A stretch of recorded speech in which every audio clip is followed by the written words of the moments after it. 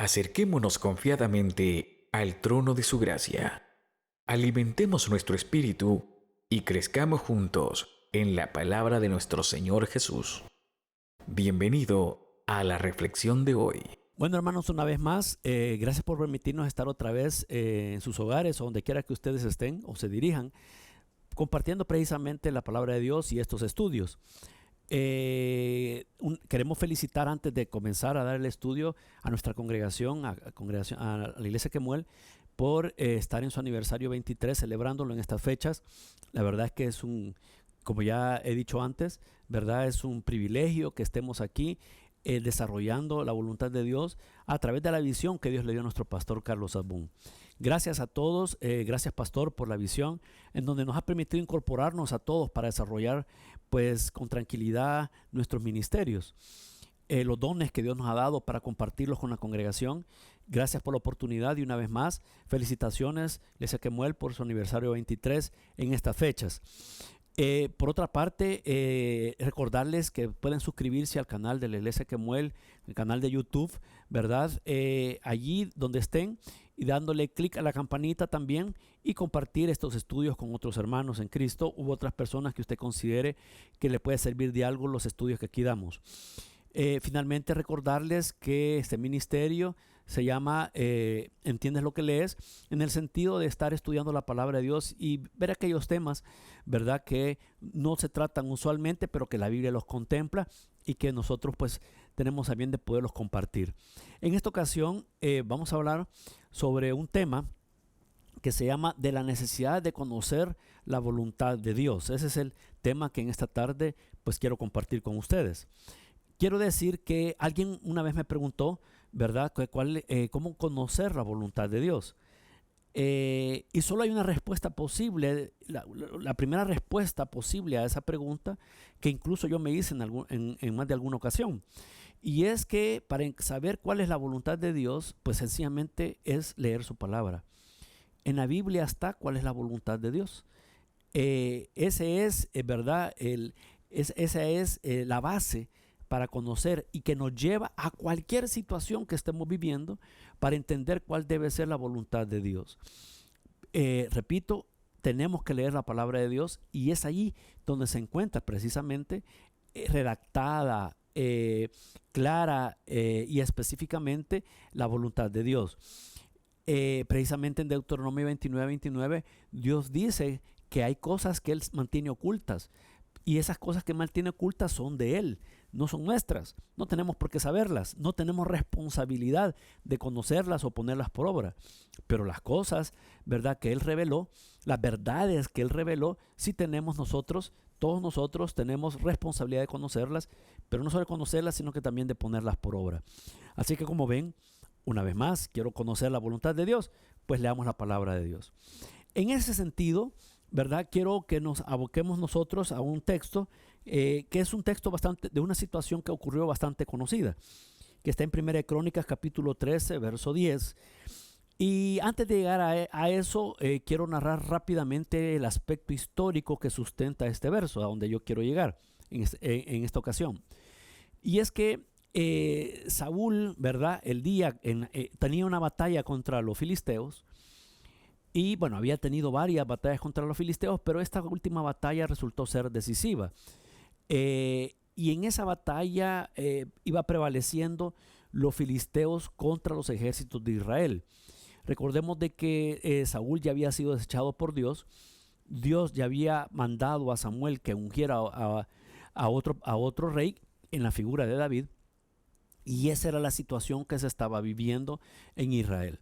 Y los filisteos estaban prevaleciendo. Y viene Saúl y se le ocurre que para poder ganarle a los filisteos, manda a traer el arca del pacto, ¿verdad? Como a manera de entender que una vez llega el arca del pacto, entendía Saúl que Dios iba a respaldar a Israel para poder vencer los ejércitos filisteos, los ejércitos enemigos. Y en efecto así fue como lo hizo, pero lo que él no sabía es que el Señor tenía realmente otros planes. Y el Señor no apoyó esa acción de Saúl.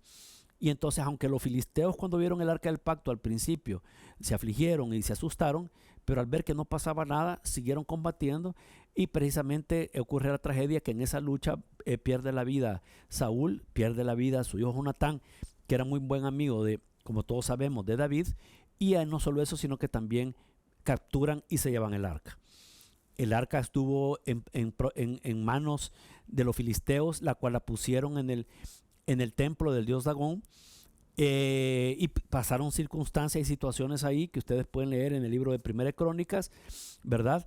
Que no vamos a entrarle a eso ahora, pero pasaron varias situaciones, hubo plagas, tenían curiosidad qué es lo que había adentro del arca, curiosidad, y al final pues terminaron con plagas distintas, murieron un montón de gente. Al final ellos decidieron ya no seguir con el arca y le avisan a los israelitas que se la iban a devolver.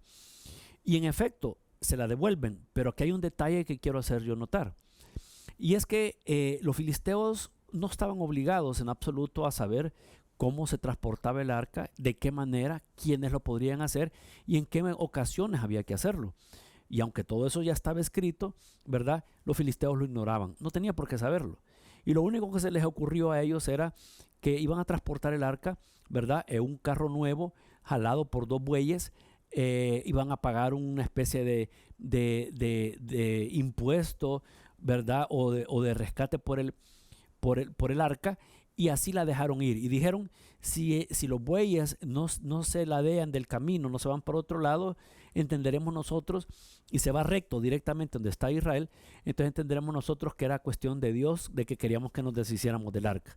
Y si los bueyes se van de cualquier lado, entonces entenderemos pues que estábamos equivocados.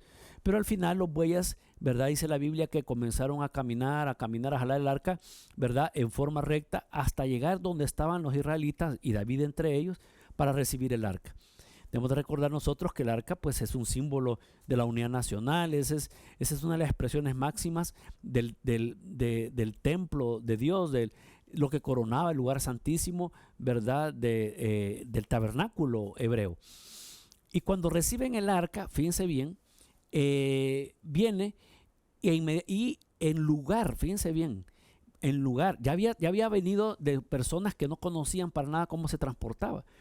Llegaba el arca ahora a personas que sí entendían cómo había que hacerlo, o deberían de saberlo, cómo deberían de transportar el arca. Y entonces dicen que siguieron con la misma dinámica, como la dinámica que habían sugerido los filisteos. Y entonces en el camino, ¿verdad? El camino no era perfecto, se ladea la carreta, como todos sabemos, es una historia muy mundialmente conocida.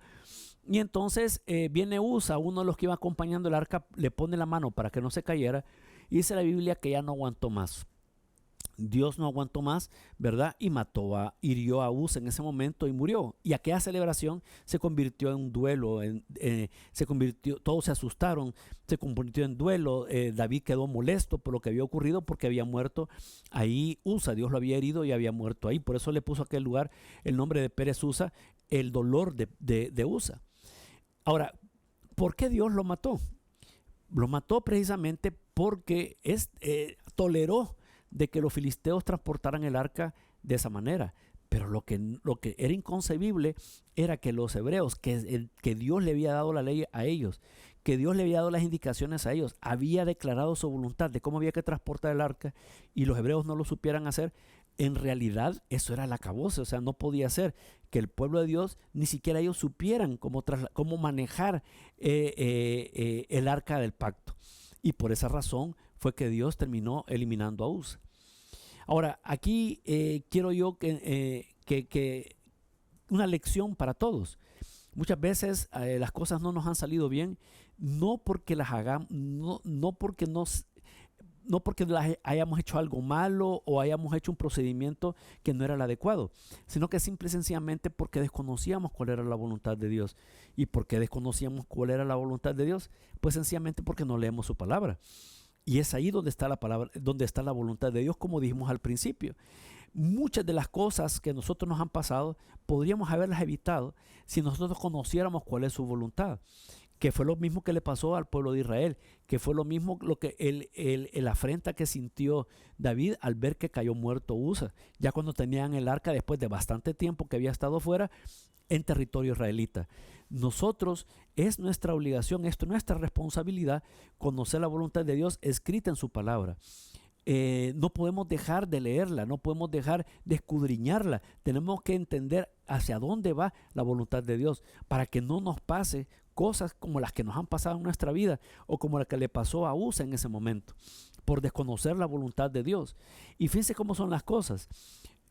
Tiempo después, ¿verdad? Porque el arca la guardan en casa de Obed-Edom para que mientras ellos determinaban qué hacían con ella, dice la Biblia, y esto sí me gustaría leerlo, en 1 Crónicas capítulo 15, que después de revisar, fíjense bien, en las escrituras, cómo había que transportar el arca, dice el verso de 1 Crónicas capítulo 15, del verso 1 al verso 2, dice lo siguiente. Dice, luego David dijo, solo los levitas pueden transportar el arca de Dios, pues el Señor los eligió a ellos para este oficio y para que le sirvan para siempre. Después David congregó a todo Israel en Jerusalén para trasladar el arca del Señor al lugar que había dispuesto para ella. Finalmente, David investiga, averigua en la palabra de Dios, ¿verdad?, cómo había que transportar el arca y se da cuenta cuál era la voluntad de Dios.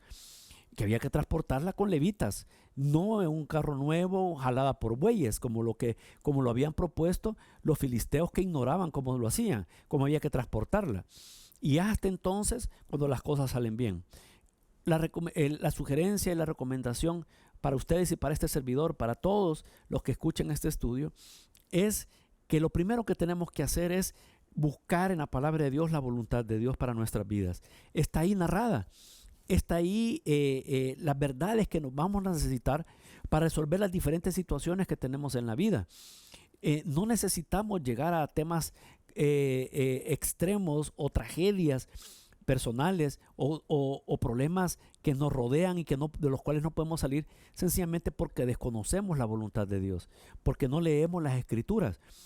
El tema principal del estudio de esta ocasión es precisamente para decirles, hermanos, leamos la Biblia, leámosla con tranquilidad, no porque yo voy a cumplir leyéndola sencillamente una porción, una cuota del día, sino que voy a encontrar en ella lo que necesito, las herramientas que necesito, la sabiduría y las verdades que necesito para poder, en el nombre del Señor, resolver situaciones en las cuales estamos envueltos. Para eso sirven las escrituras, es decir, para que me guíe. La Biblia dice que el Espíritu de Dios nos va a guiar a toda verdad. La palabra de Dios es lámpara a nuestros pies en la oscuridad del mundo que vivimos.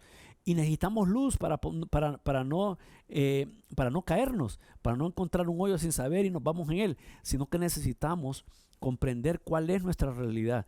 Y para ello, la voluntad de Dios, y para ello es leer su palabra. Por eso en esta ocasión, ¿verdad?, David posteriormente se dio cuenta de eso.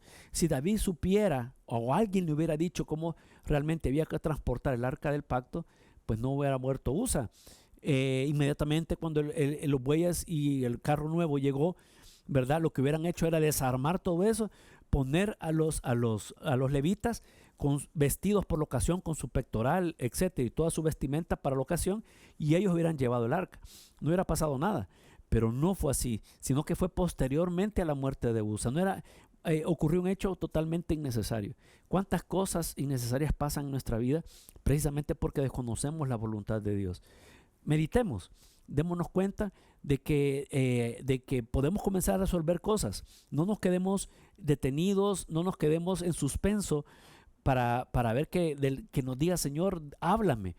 Hay un meme muy interesante que yo he compartido, que hay alguien que dice, Señor, hábleme, y del cielo sencillamente se ve una mano con la Biblia mostrándosela.